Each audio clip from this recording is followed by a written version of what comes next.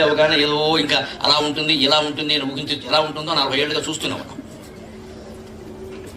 అది ఏమి పెద్ద ఆనందదాయకమైన ఆశ్చర్యం అని చెప్పాలి. అనేక ఇబ్బందులు ఉంటాయి కదా. ఒక తాండవం, బ్రహ్మాండమైన తాండవం. ఈవిడైనా ఆడేస్తుంది తాండవం, వాడైనా ఆడేస్తాడు, ఎవడొకడు ఆడేస్తాడు. ఎవరికి వీలైతే వాడు ఆడేస్తారు, ఆదివారం అయితే ఇద్దరు ఆడేస్తారు. అది పరమేశ్వరుని తాండవం లాగా అవారణ తాండవం. తాండవంలో ఎప్పుడు ఒక కారు ఇడిపోతుంది, ఒక కారు ఇడిపోతుంది, ఒక చెయ్యి ఇడిపోతుంది, ఒక చెయ్యి ఇడిపోతుంది.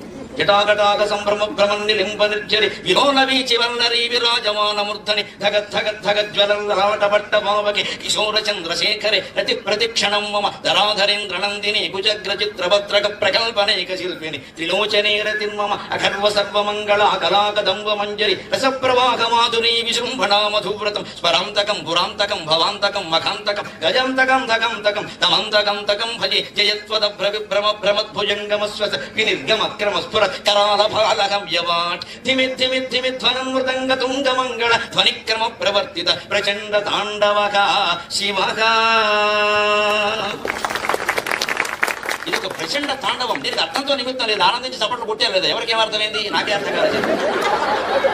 గృహస్థాశ్రమం అంటే ఏమీ అర్థం కాదు. ఎందుకు చేసుకున్నామో అర్థం కాదు, ఎందుకు పిల్లలకి అన్నామో అర్థం కాదు, వాళ్ళకి ఎందుకు పెళ్లిళ్ళు చేసామో అర్థం కాదు. కానీ ఏదో ఆనందం